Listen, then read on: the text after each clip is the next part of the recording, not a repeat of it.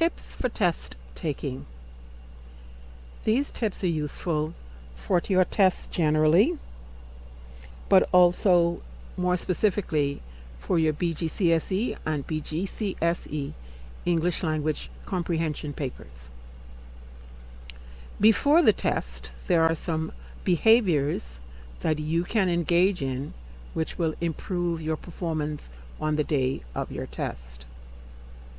First of all, get a good night's rest the night before your exam, so you won't be too tired on the day of the exam. People who are tired don't concentrate as well, and therefore may miss some answers or make other kinds of mistakes. Next, eat a good healthy breakfast, fruit, cereal, a hot meal of some kind on the morning of your exam. This provides physical food for your physical brain, and this therefore enables you to have the stamina to continue working, and it allows your brain to work more efficiently. Go to the restroom before the exam starts, even if you don't really quote unquote feel like going. What this does is this relieves the pressure off of your bladder. So that means that there's not going to be a moment 45 minutes or an hour and 15 minutes into the exam when you suddenly feel pressured to go to the restroom. It's a distraction. It adds to a sense of nervousness, and in some instances you may not be able to leave the examination room for a certain amount of time, and so you may find yourself holding it, and that adds extra stress. Also, you want to make sure you have the supplies you need. So make sure you have 2 pens at work, preferably the same color, and that your pencil, if you're going to use it, is properly sharpened before you get into the exam.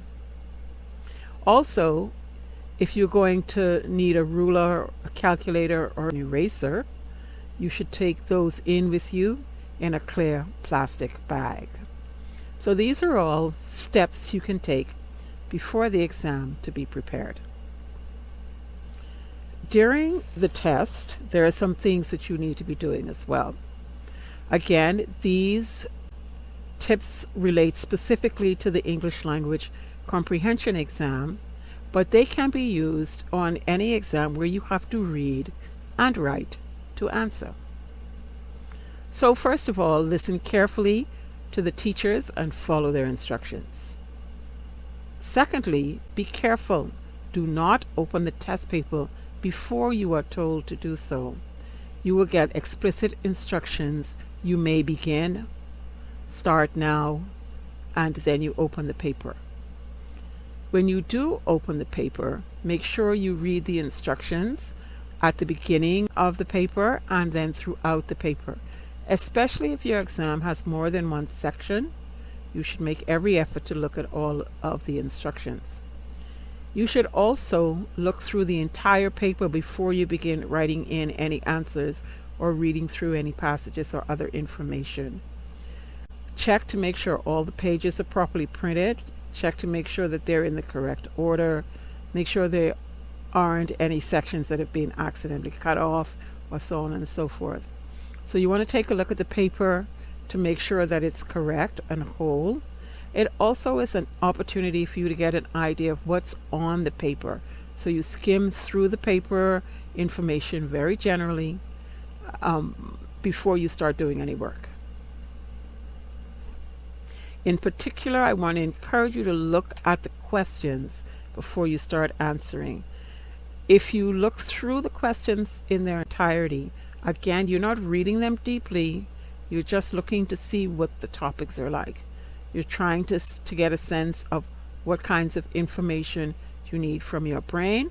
You start thinking about those on a very surface level, and that starts to activate your deeper memory, so you will be able to answer more efficiently when you do come to that question. In your reading comprehension paper now, you are ready to read through the passage. Remember, as you read, to use your active reading strategies. So you should be highlighting and annotating the passage, marking sections that are important, and writing on them. You want to indicate the location of information that can be used to answer particular questions. And you also want to jot down any inferences or conclusions or main points that you see in the passage in the margin. You're writing down your conclusions, especially those ones that can be used later to help you answer a question. You also want to paraphrase and give meanings for unfamiliar words or expressions based on the word structure and the context clues.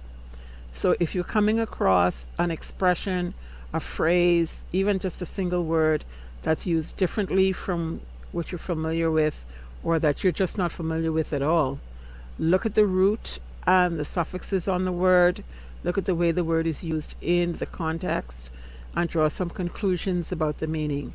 And remember, in an exam setting, your understanding of the meaning doesn't have to be precise.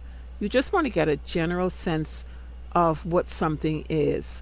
Oh, that's some kind of plant or living thing. That's what that is. I don't know exactly what it is, but I have a general idea.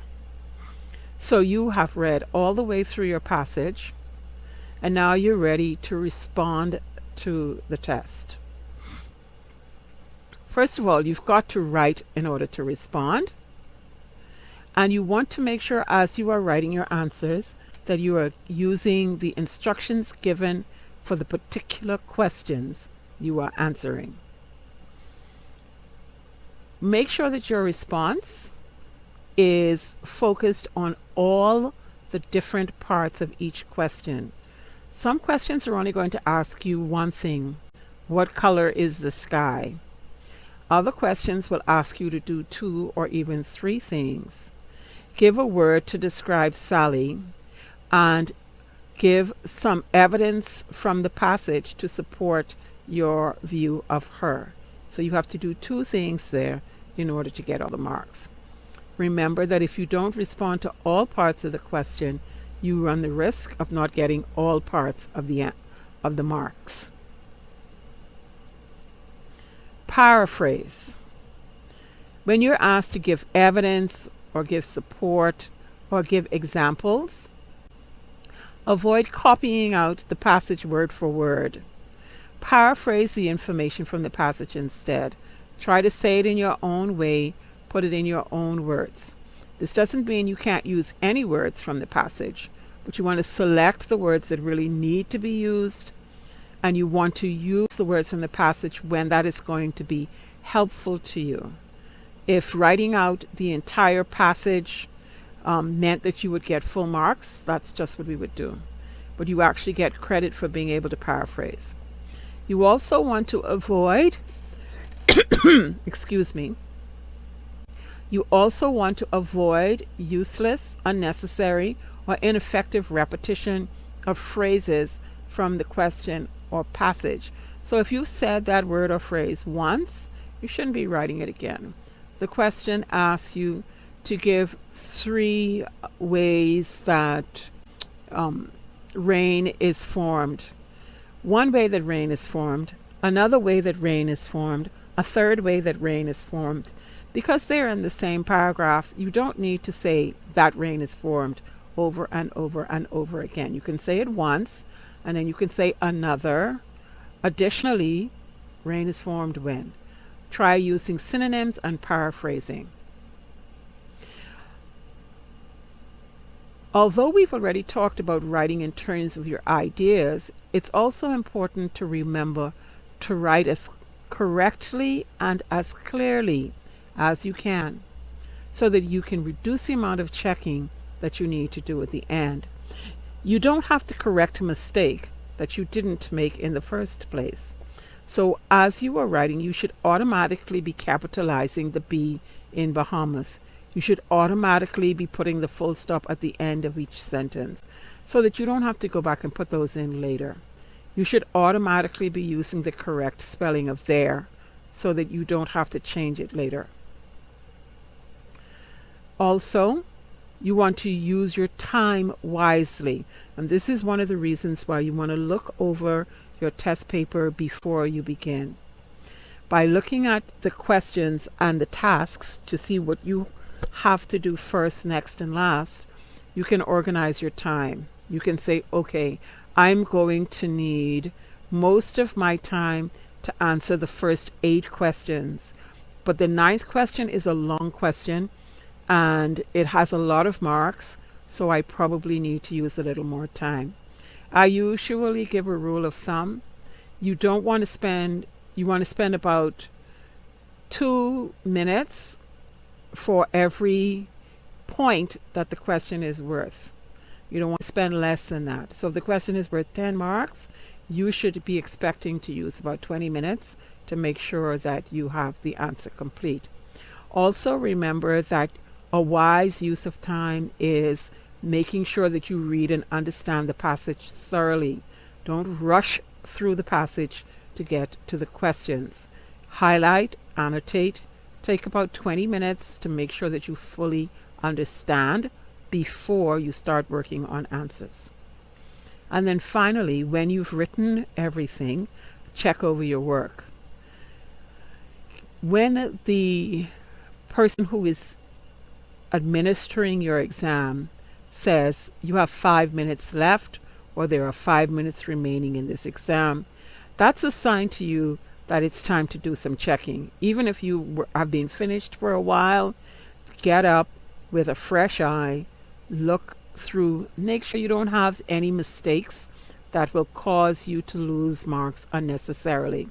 And this is not true just for English. You want to check your math, your science, your history, geography, RK. Check through each of your papers before you end. Make sure all your marks are clear. Make sure if you should have a minus sign or a dollar sign or a unit of measurement like a meter or a gram. Make sure you have all of those things. Make sure you haven't accidentally left out a number or what have you. So these are things that you want to do in order to make sure that you do well on your test. If you do all of these things as much as you can, you will improve your overall test-taking performance, not just in English, but in every test where you have to use English in order to respond.